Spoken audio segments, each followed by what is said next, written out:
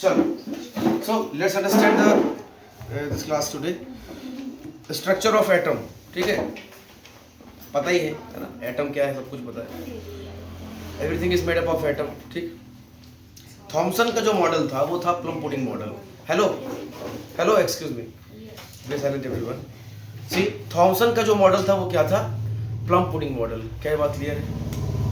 तो plum pudding model आपको पता है, उन्होंने बताया था कि ये जो पूरा, ये जो आपका इसका बेस वाला पार्ट है, मतलब कि जो जैसे आपका वो है, क्या बोलते हैं उसको, डोनट्स, यस सर, है ना। तो डोनट्स के ऊपर ऐसे नहीं कुछ कुछ इंग्रेडिएंट्स वगैरह रहते हैं और साथ में ब्रेड रहता है। तो वो ब्रेड जो है आपका, वो पॉजिटिव आयंस हो गए, वो सारे के सारे क्या हो गए आपके, पॉजिटिव हो गए। और उसके ऊपर जो आपका ये जो इस तरीके से लगे हुए हैं, ये इंग्रेडिएंट्स वगैरह लगे हुए हैं, वो जो है आपके क्या है बेटा, उसको नेगेटिव उन्होंने माना। आई बात समझ में? थॉमसन का ये जो मॉडल है ये उन्होंने दिया।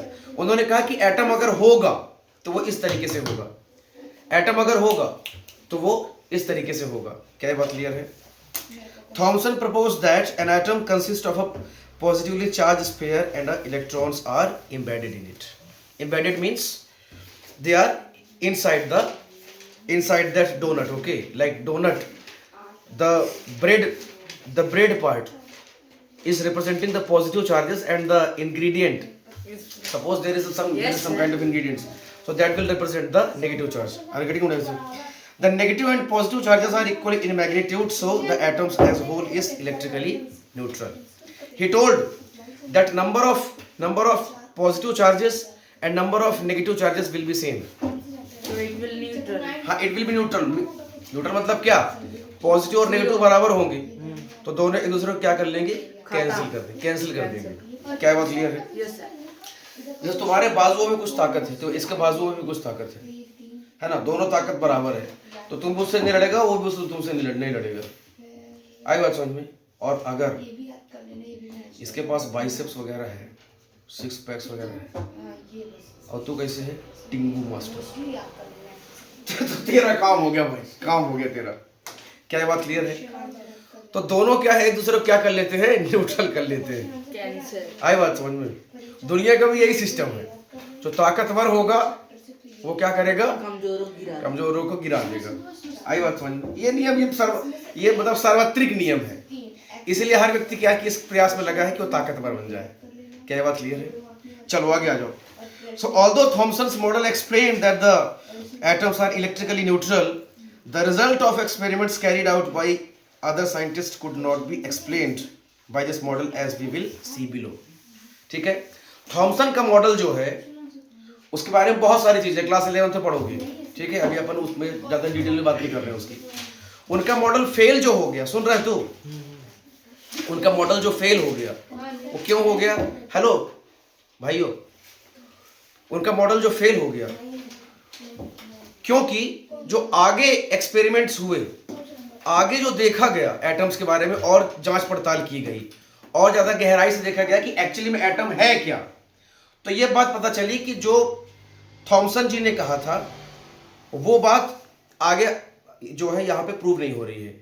मतलब उनकी बात जो है गलत हो गई। उन्होंने जो स्ट्रक्चर बताया था कि है ना, डोनट्स की तरह होता है और ये सब होता है, तमाम तरह की बातें, प्लम पुडिंग मॉडल, तो वो क्या है, उनका फेल हो गया, क्योंकि आगे आने वाले एक्सपेरिमेंट्स में वो बात साबित हो गई कि नहीं भाई, ऐसा स्ट्रक्चर तो नहीं होता।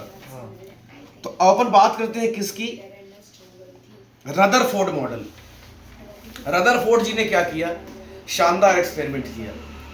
उन्होंने एक पतला गोल्ड फॉइल लिया, और गोल्ड फॉइल ऐसा लिया जिसमें नंबर ऑफ जो एटम्स हैं वो बहुत ही कम हो, नंबर ऑफ एटम्स बहुत कम हो, 1000 के आसपास। तो उन्होंने क्या किया,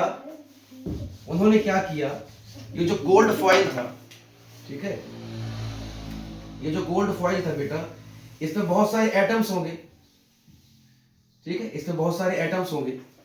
तो उन्होंने यहाँ पे अल्फा पार्टिकल की बम्बार्डिंग करवाई। अल्फा पार्टिकल्स क्या करवाया उन्होंने, अल्फा पार्टिकल्स की उन्होंने क्या करवाई, बम्बार्डिंग करवाई। ठीक है, ये आपका एटम हो गया और यहाँ पर क्या है, अल्फा पार्टिकल्स की बम्बार्डिंग हो रही है। क्या ये बात क्लियर है? Yes sir. अल्फा पार्टिकल्स क्या है?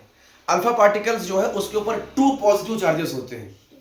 तो जैसे ही रदरफोर्ड जी ने इसके ऊपर बम्बार्डिंग करवाई तो उन्होंने देखा कि ये जो अल्फा पार्टिकल्स है, जैसे आपका ये एटम है, तो एटम के बहुत सारे हिस्सों में से, एटम के बहुत सारे हिस्सों में से जो अल्फा पार्टिकल था वो क्या कर गया, पास वो कर गया। बिल्कुल पास कर गया, रुका ही नहीं। आई बात समझ में? जैसे जैसे ट्रैफिक सिग्नल है लेकिन पास कर गया आदमी। आई बात समझ में? रुकना था कि नहीं रुकना था, कौन सी बत्ती है क्या कैसा, कुछ मतलब नहीं है, सीधे पास। आई बात समझ में? तो कुछ तो पार्टिकल्स इस तरीके से पास हो गए। कुछ उन्होंने देखा कि यहाँ पे उन्होंने देखा कि जब अल्फा पार्टिकल्स थोड़ा सा और जो है अंदर की तरफ गए तो वो डिफ्लेक्ट हुए, ऐसे थोड़ा सा वो ऐसे डिफ्लेक्ट हुए। आई बात समझ में? मतलब क्या हुआ, जो एकदम ये जो बीच वाला पार्ट है उसको, अभी तो खैर न्यूक्लियस की बात उन्होंने की नहीं है, लेकिन मैं समझाने के लिए बता रहा हूं कि जो बीच वाला पार्ट है उससे तो जो दूर आपके अल्फा पार्टिकल्स जो मूव किए, जो गए पास किए, जो वो एकदम सीधा निकल गए, लेकिन जो बीच वाले पार्ट के पास में आए वो क्या हुए, हल्का सा डिफ्लेक्ट हुए, हल्का सा क्या हुए, डिफ्लेक्ट। और सर कुछ तो नहीं। 12,000 में से, एक मिनट, 12,000 में से एक ऐसा अल्फा पार्टिकल था जो कि यहां पे टकराया और वापस इसी डायरेक्शन में लौट के आ गया। दिमाग खुल गया भाई रदरफोर्ड का। रदरफोर्ड बोले गजब हो गया यार, इतना पतला मैंने शीट लिया, थिन शीट, और उस शीट में से अल्फा पार्टिकल्स टकरा करके वापस आ गया। तो समझ रहे हो, दीवार से टकरा जाए ऐसा करके सर मार दे और मुंडी फुट जाए, तुमको ताजुब होगा? कोई ताजुब ना होगा, तो फुटना ही था। लेकिन इतने पतले फॉइल से अगर अल्फा पार्टिकल्स वापस आ जाए जंप करके, तो ये एक जो है हिस्ट्री मेकिंग एक्सपेरिमेंट बन गया।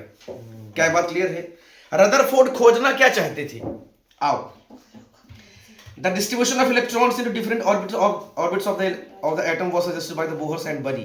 The following rules are followed by writing the numbers of electrons in different energy levels as said.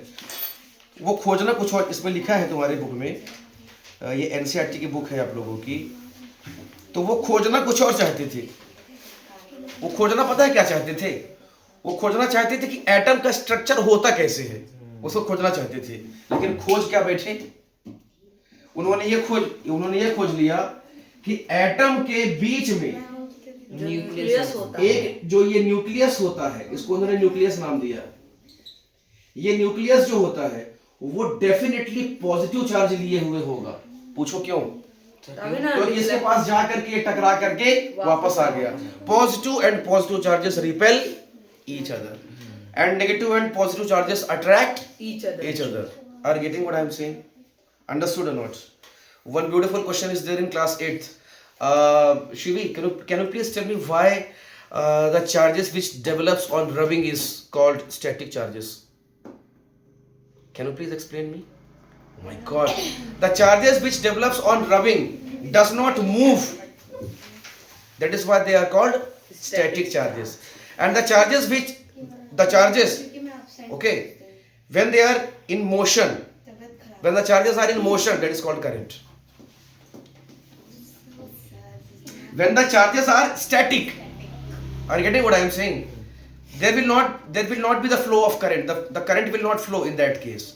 But when the charges will be moving, then the current will flow. What does it mean? Electricity. The flow of charges is called electricity. The flow of charges is called current. अगर charge का flow नहीं हो रहा तो current flow ना होगा। तुम अपना चार्ज अपने पास रखे रहो, तुम अपना चार्ज अपने पास रखे रहो। क्या ये बात क्लियर है?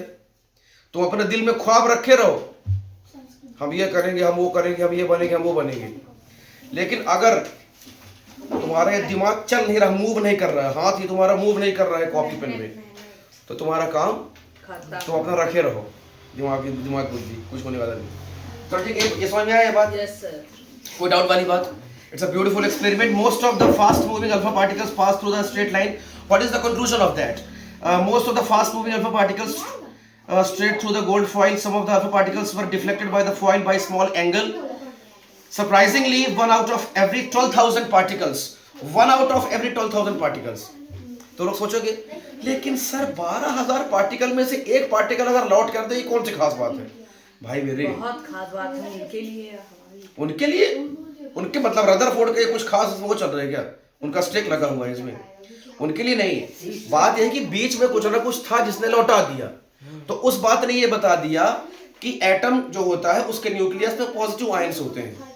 वो पॉजिटिव आयंस की खोज एक बहुत बड़ी खोज है। जरा सोच के देखो। सर नेगेटिव आयंस ना, नहीं बेटा, पॉजिटिव यहाँ पॉजिटिव किताब में लौट के आया है। जरा सोच के देखो। आप जो है आपको अभी आपको लगता होगा अच्छा एटम का स्ट्रक्चर ऐसा होता है, ऐसा होता है, ऐसा होता है, लेकिन ये जो टाइम था, इस टाइम पर एटम के बारे में कुछ पता नहीं था। तो लोग बाग अपने से क्या उसके स्ट्रक्चर के बारे में बता रहे थे। आई बात समझ में? तो उसका जो स्ट्रक्चर है वो उसके बारे में अगर कोई खास बात पहली बार पता चल रही तो कितना बड़ा क्रांति रहा होगा, तुम जरा सोच के देखो। Are you getting what I am saying? तो ये तो हो गया उनका कंक्लूजन कि 12,000 पार्टिकल्स अगर है तो 12,000 पार्टिकल में से एक पार्टिकल जो होगा वो क्या होगा, वापस लौट करके आएगा। और ये चीज इस बात को साबित कर देगी कि बीच में प्रोटॉन्स हैं, बीच में प्रोटॉन्स हैं या पॉजिटिव चार्जेस हैं। कल मैंने आप लोग को समझाया था कि न्यूक्लियस में जो होता है वो प्रोटॉन होता है और न्यूट्रॉन होता है, और इसका जो मास होता है बेटा वो इलेक्ट्रॉन के मास से 2000 टाइम्स ज्यादा होता है। मतलब प्रोटॉन का भी जो मास होता है वो लगभग न्यूट्रॉन के बराबर होता है।